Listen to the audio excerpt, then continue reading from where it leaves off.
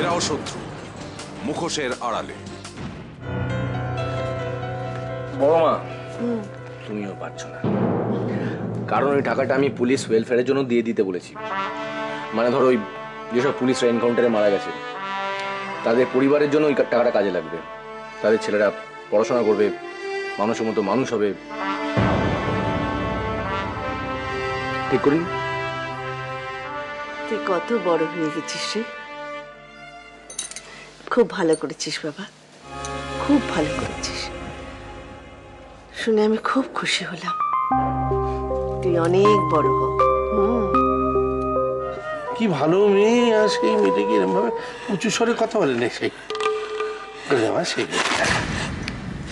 আমাকে একদম মা মা করবে না, আমি জানি এই সব কিছু তোমার প্ল্যান।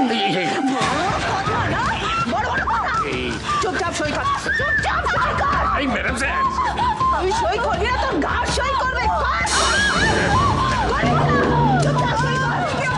ছাড়ুন, ছাড়ুন, ছেড়ে দিন, ছেড়ে দিন ওকে। Silence, silence, silence.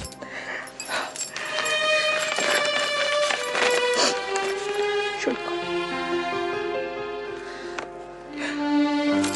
সইটা করে দে। এই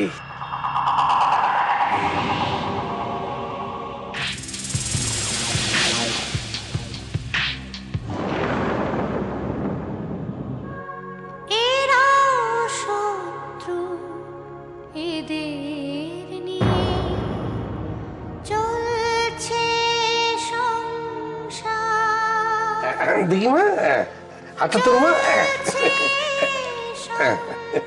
এই যে হয়ে গেছে ম্যাডাম স্যার, হয়ে গেছে, সব সই হয়ে গেছে। এই বাবা শোনা সব।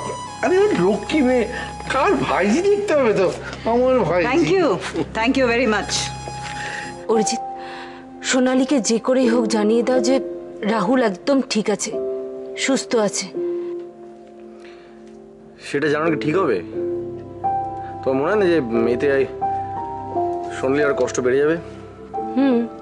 হয়তো সোনালী অনেক দুঃখ পাবে শুনলে, কিন্তু এটাও ঠিক যে ও বুঝতে পারবে কোনো কিছুর জন্য, মানে রাহুলের জন্য যদি ও কোনো অত্যাচার সহ্য করছে তাহলে কিন্তু সেটা আর করবে না।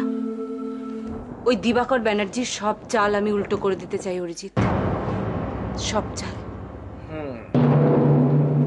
বুঝলাম, ঠিক হ্যাঁ ম্যাডাম, আপনি যখন বলছেন তখন তাই হবে।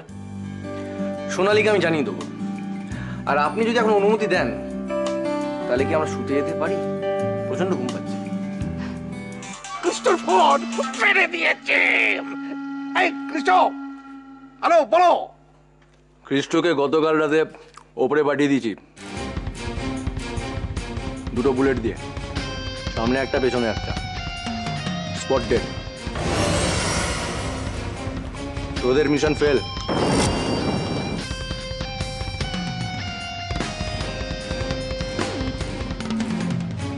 ক্রিস্টো ডেড বলেছিলাম তো পারবে না। সোনালী, বৌমা চলো ঘরে চলো, এসো।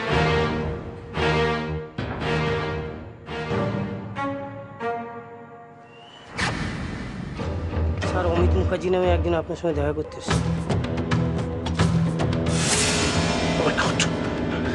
শেষ পর্যন্ত এসে গেছে।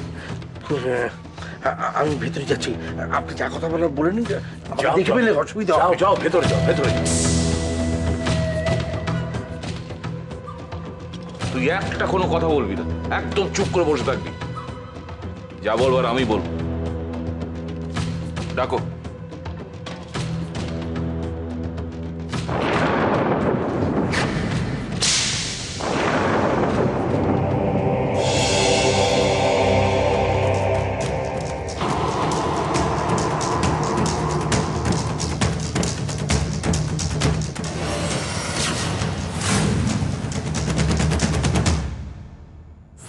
এরাও শত্রু, মুখোশের আড়ালে।